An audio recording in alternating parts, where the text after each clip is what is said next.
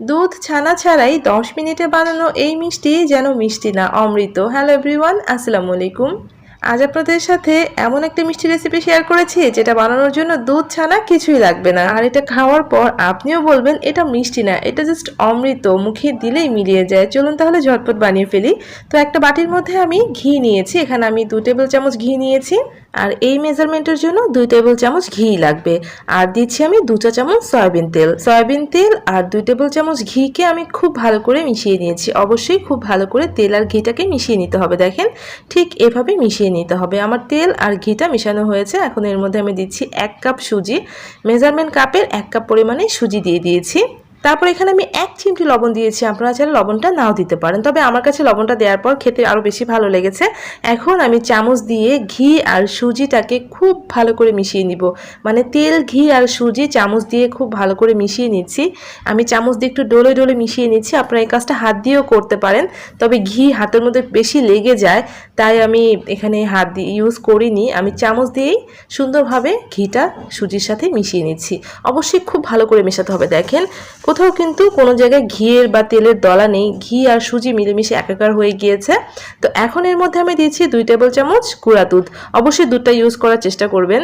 আপনারা চাইলে এখানে 3 টেবিল চামচ গুঁড়া দুধ দিতে পারেন। 1 টেবিল চামচ দিয়েছি আটা, আপনারা আটা ময়দা যে কোনো কিছু দিতে পারেন। 1 চা চামচ ভরে ভরে বেকিং পাউডার দিয়েছি, আর আধা চা চামচ বেকিং সোডা দিয়েছি। অবশ্যই বেকিং পাউডার এবং বেকিং সোডা দুটো ইউজ করতে হবে, আর বেকিং পাউডারের পরিমাণটা একটু বেশি দিতে হবে।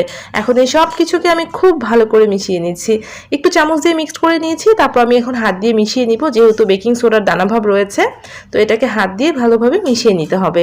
তো দুধ, ময়দা, বেকিং পাউডার, বেকিং সোডা হাত দিয়ে ঘষে ঘষে আমি খুব ভালো করে মিশিয়ে নিচ্ছি। অবশ্যই এটা ভালো করে মিশিয়ে নিতে হবে, আর এভাবে মেশাতে মেশাতে দেখবেন যে একটা ঝরঝরে দানা দানা ভাব চলে এসেছে। দেখেন এরকম হয়েছে। তো আমার ভালোভাবে মেশানো হয়েছে। এখন আমি এর মধ্যে দিয়ে দিচ্ছি দুধ, একদম নর্মাল টেম্পারেচারে থাকা। আমি আধা কাপ দুধ নিয়েছি, তবে এখানে আধা কাপ দুধ লাগবে না, একদমই অল্প অল্প করে দুধ দিচ্ছি। প্রথমে আমি খুবই অল্প করে দুধ দিয়েছি, দুধ দেওয়ার পর হাত দিয়ে ভালোভাবে মেখে নিচ্ছি। প্রথমেই কিন্তু অনেক বেশি দুধ দিতে যাবেন না, অল্প অল্প করে দুধ দিবেন। আমি অল্প অল্প করে দুধ দিয়ে একটা খামির বানাবো, আর এই খামিরটা অনেক বেশি নরম হবে না, একটু শক্ত টাইপের হবে, তাই অল্প অল্প করে দুধ দিয়ে আমি ডোটা করে নিচ্ছি। দেখেন কেমন হয়েছে। আমি এখানে 1/4 কাপ দুধের মতো ইউজ করেছি, দেখেন, আর 1/4 কাপ দুধ কিন্তু রয়ে গিয়েছে। তো পুরো আধা কাপ দুধ এখানে লাগবে না, অথবা 1/4 কাপ থেকে 1 চা চামচ বেশি লাগতে পারে, এটা আসলে ডিপেন্ড করছে। তবে আপনারা কোনোভাবেই খামিরটাকে একদম নরম করে ফেলবেন না, একটু শক্ত রেখে রেখে বানিয়ে নেবেন। এখন আমি খুব ভালো করে খামিরটাকে একটু মথে নিচ্ছি, আর দেখেন খামিরটা কিন্তু একদম শক্ত হয়নি, আবার একদম নরম হয়নি, অনেকটাই সফট হয়েছে। দেখেন ঠিক এরকম। আমি আপনাদেরকে চামচ দিয়ে কেটে দেখাবো, তাহলে আপনারা বুঝতে পারবেন ভিতরটা কেমন হতে হবে। এই খামিরের অবশ্যই ভিতরটা অনেক বেশি জালিদার হতে হবে। দেখেন কতটা জালিদার হয়েছে ভিতরটা, একদম নরম হয়নি, ভিতরে একটা দানা দানা ভাব রয়েছে। আর যেহেতু সুজি, অবশ্যই দানা দানা ভাব থাকবে, তবে এরকম একটা জালিদার ভাবও থাকবে, এর কারণে কিন্তু মিষ্টিটা অনেক বেশি ভালো হবে। এখন আমি এই যে চামচ দিয়ে মেপে মেপে ছোট ছোট করে মিষ্টি বানিয়ে নিয়েছি।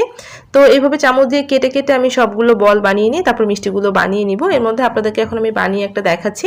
প্রথমে হাতের মধ্যে একটু চেপে চেপে মসৃণ করে নিয়ে প্রথমে একটা লাড্ডুর মতো করে আমি গোল করে নিব। এর জন্য আমি 2 হাতের সাহায্যে একটা গোল লাড্ডু বানিয়ে নিচ্ছি। আর এভাবে লাড্ডু বানানোর সময় দেখবেন যে লাড্ডুর গায়ে কোনো ফাটা ভাব নেই, তখনই বুঝতে হবে যে আপনার ডোটা পারফেক্ট হয়েছে। এখন আমি আঙুল দিয়ে এভাবে চাপ দিয়েছি, একটা চাপ দিয়ে নিচ্ছি, আর দেখেন চতুর্দিকে একটু ফেটে গিয়েছে, মানে এক সাইডে হয়তো বা হালকা একটু ফেটে যাবে। আর এভাবে এই মিষ্টিটা বানিয়ে নিতে হবে, একটু প্যারা সন্দেশের মতো দেখা যাচ্ছে না, এরকম করে বানাতে হবে। তো আমি আপনাদেরকে এভাবে আরও একটা বানিয়ে দেখাচ্ছি। হাত দিয়ে ভালোভাবে চেপে নিয়েছি, তারপর একটু মসৃণ করে নিয়ে 2 হাতের সাহায্যে লাড্ডু বানিয়ে নিয়ে আঙুল দিয়ে একটু চাপ দিয়ে দিয়েছি, তারপর দেখেন সাইডে একটু ফেটে গিয়েছে। ঠিক এভাবে আমি সবগুলো বানিয়ে একটা বেকিং প্লেটে তুলে নিয়েছি, আর একটু দূরত্বে সবগুলো আমি এভাবে বসিয়ে রেখেছি 30 থেকে 40 মিনিটের মতো। তো আমি আজকে চুলায় বেক করছি, এর জন্য আগে থেকে আমি একটা হাঁড়ি গরমে বসিয়ে রেখেছিলাম, ভিতরে একটা স্ট্যান্ড সহ। আপনারা এখন সিলভারের হাঁড়িতে বেক করার চেষ্টা করবেন। তো আগে হাঁড়িটা ভালোভাবে গরম করে নিয়ে তারপরে মিষ্টির ট্রেটা বসিয়ে দিতে হবে। তো আমি সেভাবে বসিয়ে দিয়ে এখন আমি 40 মিনিটের জন্য চুলার আঁচটা লো টু মিডিয়ামে রেখে বেক করে নিচ্ছি। তো তো আপনারা এটা 180 ডিগ্রি প্রিহিটেড ওভেনে বেক করে নিতে পারেন। চুলার আঁচটা কোনোভাবে লো করা যাবে না, অবশ্যই চুলার আঁচটা লো থেকে বাড়িয়ে মানে মিডিয়াম টু লো এভাবে রেখে বেক করে নিতে হবে। আমি উপরে একটা ভারী কিছু দিয়ে দিলাম যাতে বাতাস বেরিয়ে যেতে না পারে। আপনারা চাইলে টাওয়াল দিয়ে ঢেকে রাখতে পারেন, তাহলে কালারটা অনেক বেশি ভালো আসবে। তো আমি 40 মিনিট পর আপনাদের ঢাকনা খুলে দেখাচ্ছি যে এটা কতটা পারফেক্ট হয়েছে। আপনারা ওভেনে করলে কিন্তু আরও অনেক বেশি ভালো হবে। তো আমি ঢাকনাটা খুলে দেখাচ্ছি, দেখেন কালারটা কত সুন্দর এসেছে, একদম ওভেনের মতো হয়ে গিয়েছে কালারটা। আমি আপনাদেরকে উল্টেও দেখাচ্ছি, দেখেন কত সুন্দর একটা কালার চলে এসেছে। আর এটা কিন্তু আরও কিছুটা ফেটে ফেটে গিয়েছে। তো মিষ্টিটা ঠিক এমনই হতে হবে। পিছনের দিকটা দেখেন খুব বেশি কিন্তু পুড়ে যায়নি। আপনারা যদি পাতলা হাঁড়িতে করেন তাহলে এর নিচে একটা কাগজ বিছিয়ে দিবেন, তাহলে দেখবেন যে এর নিচটা সুন্দর একটা কালার থাকবে। আর আমার হাঁড়িটা যেহেতু অনেক ভারী ছিল, তাই দেখেন কালারটা খুব সুন্দর হয়েছে। আর মিষ্টিগুলো দেখেন ঠিক এমনই হতে হবে, ঠিক এমন কালারই হতে হবে, একদম সন্দেশের মতো লাগবে দেখতে। তো আমি এখন নামিয়ে কিছুটা ঠান্ডা করে নিচ্ছি। চুলা একটা প্যান বসিয়ে দিয়েছি আমি, তার মধ্যে দিয়ে দিচ্ছি চিনি। এখানে আমি 1 কাপ চিনি ইউজ করেছি আর দিয়েছি 1 কাপ পরিমাণে পানি। যে পরিমাণ চিনি সেই পরিমাণ পানি কিন্তু এখানে দিতে হবে।